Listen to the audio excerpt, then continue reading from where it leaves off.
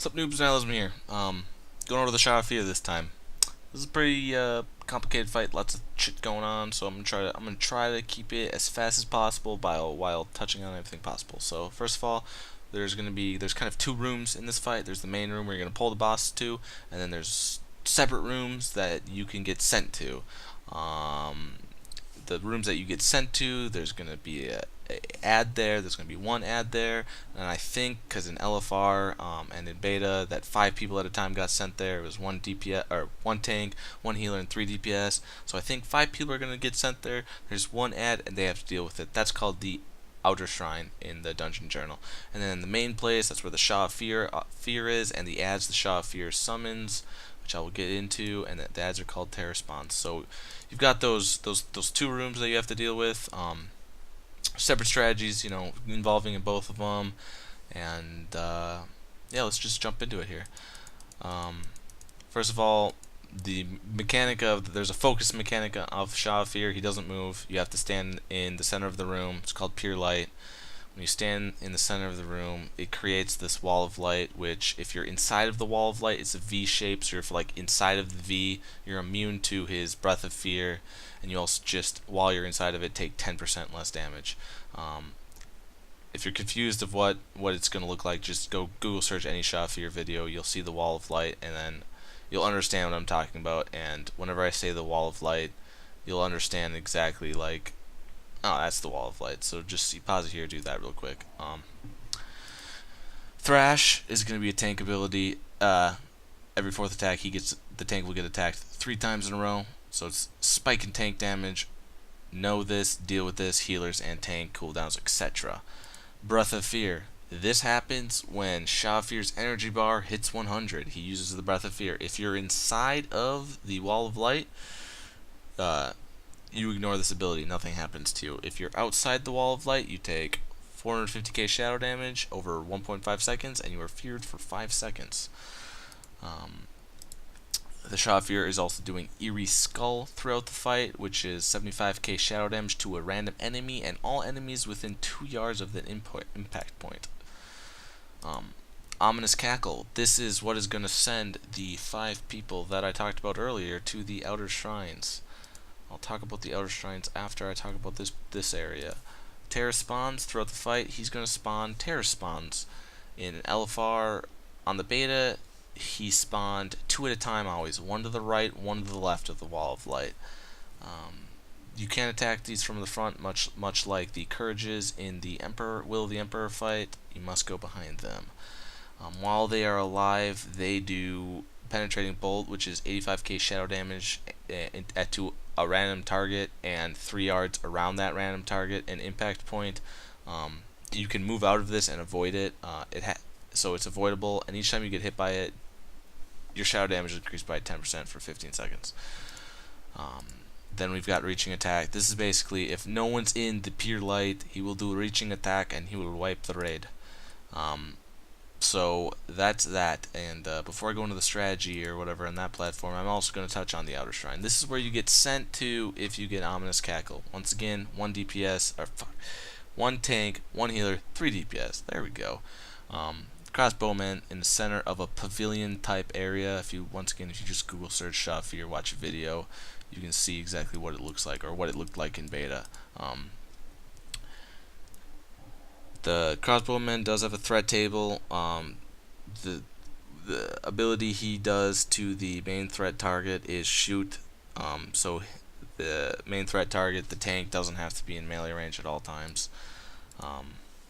Dread Spray will happen during the fight, and it'll just it looks like Volley on Spirit Kings, and it's just gonna shoot, but it's not avoidable. It's just gonna shoot in random directions. If you get hit by it, you're gonna take 50% of his weapon damage. If you get hit by it again on the same volley, you get feared for 2 seconds.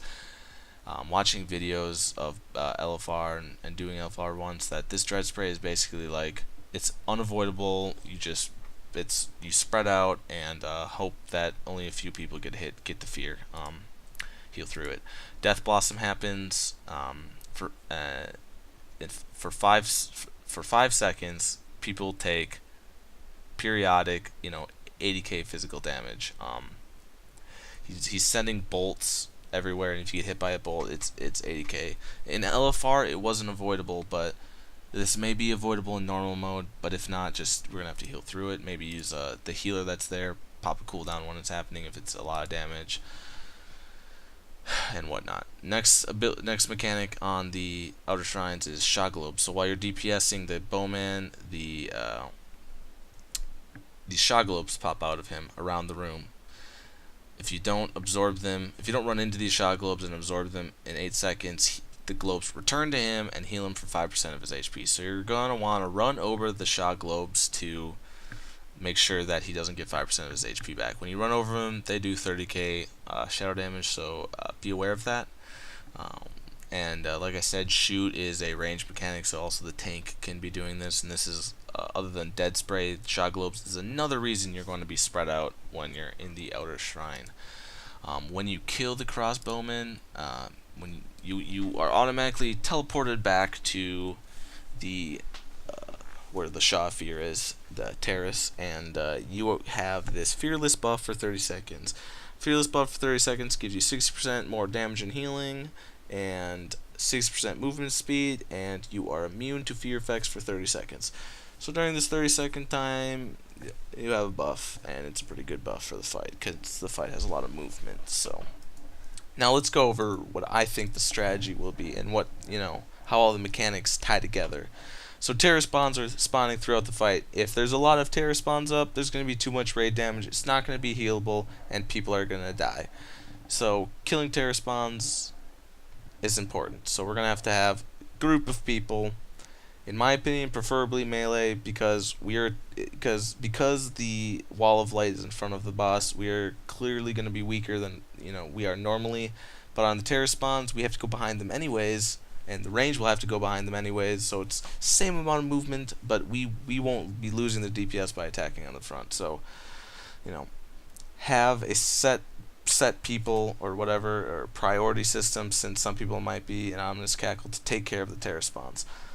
Keep them, at most always have 2 up. Maybe that's maybe you can deal with having 2 up, so like just have enough DPS on that it's keeping them at 2, and the rest around the boss, or if it's not dealable, then when they spawn, having almost everyone turn and kill them as fast as possible.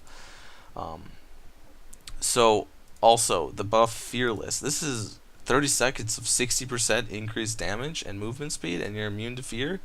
I think this is also really important, because utilizing this, may be one of the key mechanics in the fight. Since you're immune to fear, you can get hit by Breath of Fear and not be feared for the 5 seconds. So maybe if you're a DPS, you come back from the Outer Shrine, you've got 30 seconds. You can DPS without having to worry about getting feared. So if you've got a personal, you can just go balls to the wall out on if you're a melee, being behind the Shah of the Fear, or if you're a range or whatnot, killing the terror spawns. But I think utilizing those 30 seconds, it will be very important in the fight. Like I said, there other than the LFR I did, there's really, I didn't even kill it. There's not much information out there right now. There's a 10-man video that on YouTube of this, since the fight just came out yesterday or today. Well, I haven't slept yet, but whatever. And but basically the strategy that the 10-man video was, they had some DPS always on Shah of Fear, some DPS always killing the terror spawns, and then the Ominous Cackle, like you just kill it as fast as possible. But it was 5 people for them too, so it was either like, for them it was the same 5 people.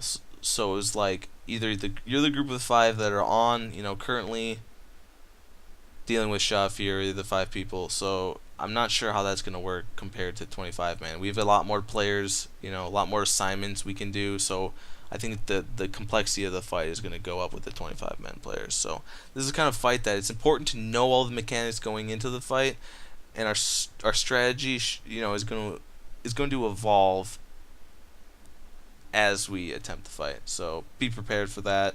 Have some ideas in mind. Maybe post some ideas on the forums and whatnot. But this should be a fun fight. I'm really excited for it. Thanks.